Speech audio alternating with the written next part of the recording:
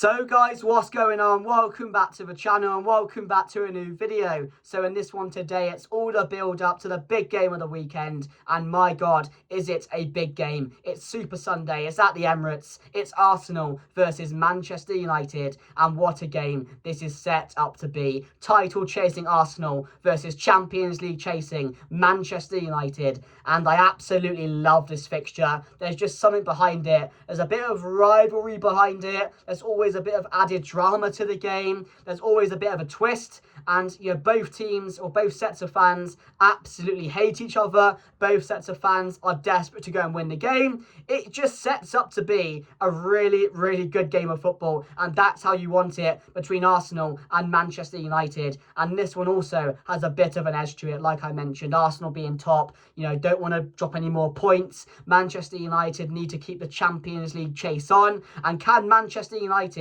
be the first team to beat Arsenal at the Emirates this season? That's the big question going into Sunday's game. But if you guys are looking forward to it, then please make sure to smash a like on today's video. That would be greatly appreciated. Please make sure to share the video if you did enjoy, and hit that red button to subscribe, and also make sure to get involved in the comment section and let me know your score predictions for the game. Can Manchester United realistically be the first team to beat Arsenal at the Emirates? Damn, it's a very good question, so I'll go and answer it down below. But let's just recap on the Manchester derby last weekend before we get into this preview and this build-up. 2-0 against Pep Guardiola's Manchester City, and my God, that was absolutely special. I said it to my friend, the way I described the game was electrifying. It was the Manchester United how we know it. It was the Manchester United of old. That was the best performance I've seen from a bunch of Manchester United players since Fergie. I cannot remember a game other than last weekend where everything went perfectly. We didn't concede a goal. There was no mistakes in the game. The attacking football was just sensational to watch. It was electrifying in the stadium. Old Trafford was bouncing. The players were up for it. There was fight. There was desire. There was everything you could ask for in a Manchester derby. We produced it, and that's how good the game was. From minute 1 to 90, we absolutely peppered them, absolutely battered one of the best in the world in Pep Guardiola, and one of the best teams in the world in Manchester City. Like, if you told me a month ago that we had Man City coming up and Arsenal under an interim manager, I would have laughed in your face if you told me we could have the chance at beating both of them. I would have laughed in your face and said, you are a madman, an absolute madman. Like, what are you saying to me right now? But now, we've just beaten Manchester City by 2-0. Should have been 4 or 5, by the way. I don't think that last goal was offside. There was no bloody replay for it. So it could have been 5-0. And now we're going into the game against Arsenal, top of the league, who are cruising this season, confident that we can get a result. Confident we can be the first team to beat them at the Emirates. Like, what? Like, what is football, man? Like, it's weird how things change, isn't it? Because how am I confident going into this game? Just because we've absolutely battered and seen the best performance I've seen Manchester United put out for years. And now all of a sudden I have some belief. All of a sudden I feel confident going into the game.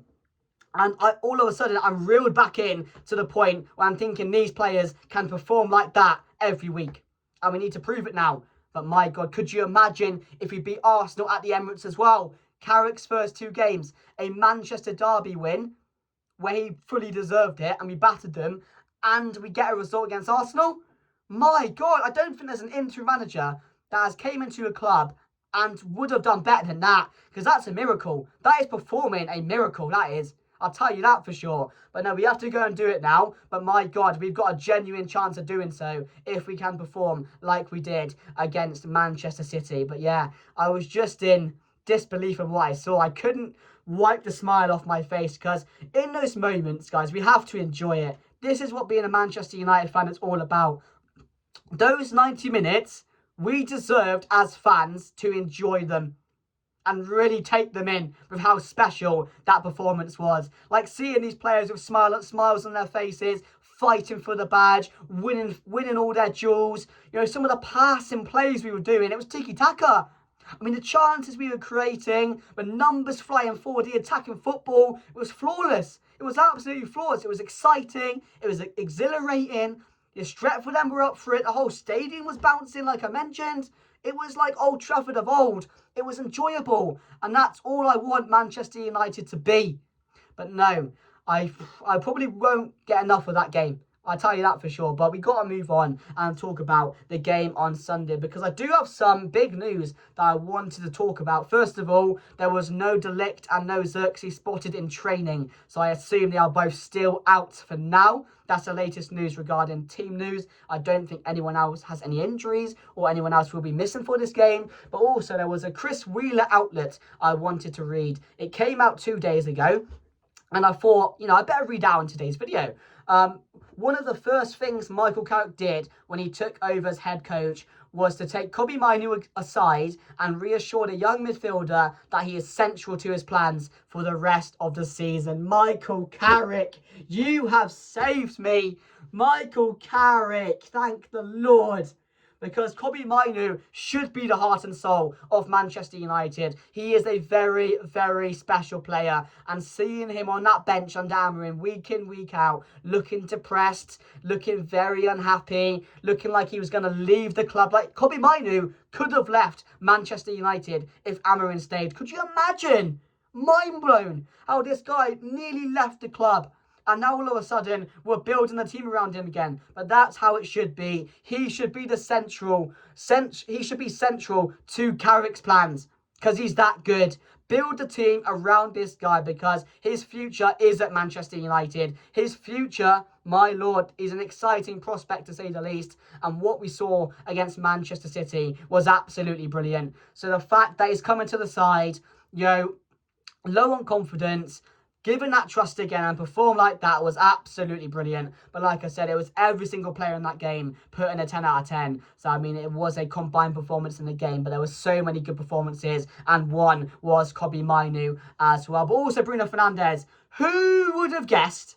Come on now, guys. Who would have guessed that playing Bruno Fernandes in his number 10 position, where he plays his best football, you would see him impact the game.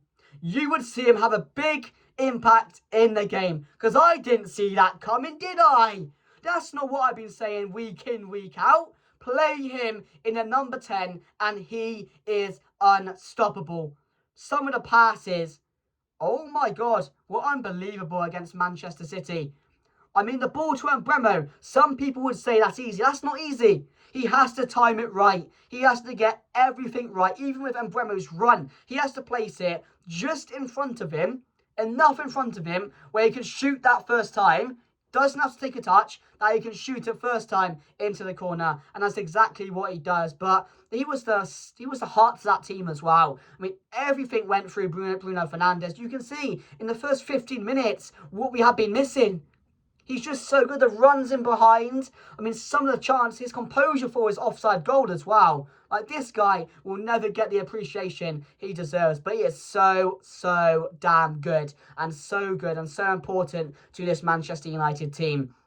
But yeah, I'm so glad to hear that Kobbie Mainoo is now going to play a big role in the team because he deserves it. And again, he's such a big part to the team that we need him in the midfield. His ability to pick up the ball in tight spaces and get the team forward, get us out of really difficult situations. We need him in this team. We really do. Him and Casemiro, again, they don't really balance each other out defensively. But again, it allows Kobbie Mainoo to have the know-how that someone with the experience of Casemiro is going to be behind him to allow Kobbie Mainoo to really express himself going forward and be a part of the attack. I mean, Casemiro played like he was 10 years younger as well. He was really good. He's such a good asset when he's on his best, when he's playing his best. So yeah, that was really good to see. But now, Arsenal on Sunday. I'm confident. I am confident going into the game. I know it's based off one game, but I think every Manchester United fan has a feeling that we're going to turn up and do something special on Sunday and potentially be the first team to beat Arsenal at the Emirates. Again, team news, I think we're going to go something a little bit different here because against City we played a counter-attack and that's why Mbeumo was in that number 10 and Michael Carrick got it spot on. But the big question is, can he go again on Sunday and get it spot on again? I think we will see changes in the side. Of course, there are going to be some big hitters that have to be benched. I mean, because of the 3-back formation, Amad Diallo would normally play fullback. So again, does he keep Dorgu in that in one of the 10s? Because he played really well last weekend. It was some of the best football I've seen Dorgu play. He was brilliant. So does he keep his play? It would be hard to say to any of those players, oh, you can't play this game, you're going to be dropped. Because everyone put in a 10 out of 10. But I think we're going to have to do it because we're going to need that striker up top to deal with Gabriel and Saliba, and that's Benjamin Sesko. So Sesko starts for me, but let's get straight into the lineup. So Lamins, it's the same back four, no Delict, so I'm going to keep the same back four. Maguire, Martinez, who had a really good game together with Diego Dallo and Luke Shaw. And in the middle, I'm going to go with Kobbie Mainoo and Casemiro. Again, no reason to change that. Then I'm going to go with Bruno, Mbeumo, Cunha, and Sesko. That would be my team going into the game. That would mean Diallo and Mount would have to be on the bench. But again, with Amad Diallo being dropped, would you favour him over Cunha? Because Cunha just got dropped. So would his confidence drop again if he doesn't play this game? So maybe he's expecting to start this game. But again, I would do it because I do think against Arsenal, someone like Cunha driving in behind when we have the ball is going to be really key. And I would start Sesko because obviously you need that target man up top to deal with Gabriel and Saliba. So it's a difficult one. But again, we're so unpredictable right now. We've only played one game, so I don't know who Carrick is going to favour. I don't know who's going to be his go-to players. So again, I think it's only fair that he's going to give Cunha a chance to start and drop Mbeumo or drop Amad in the game. So it's going to be a bit of a changed lineup, I feel. But again, we're going there to win. We are going there to win. We are going there to attack. And we are going there to put in a performance. And that's exactly what I'm hoping to see. And hopefully what we are going to see in the game. Because we shouldn't be scared of Arsenal. They just dropped points. Yes, they're a good side. We know they have so much talent.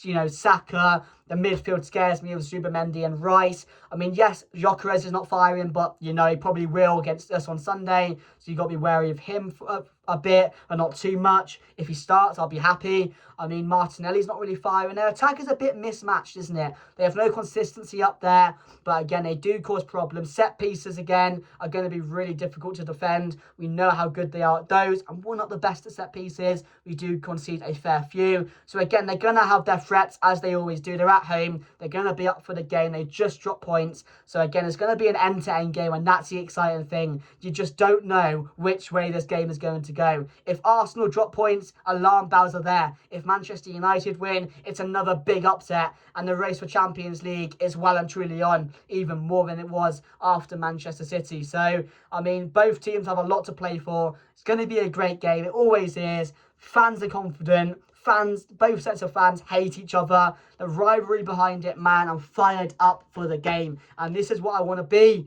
This is what I want to be like. I want to be fired up for these games. I want to feel like we've got a chance in this one. And I really do feel that. But the big question is, guys, let me know down below. Can Manchester United be the first team to beat Arsenal at the Emirates? Let me know. But yeah, guys, make sure to smash a like. Thank you for watching. Subscribe if you guys did enjoy the video. There's more to come. But my God, the reality, the potential of United beating Arsenal becoming a reality, that sounds absolutely fucking amazing. But no, smash a like, subscribe, and I'll see you guys later. Goodbye.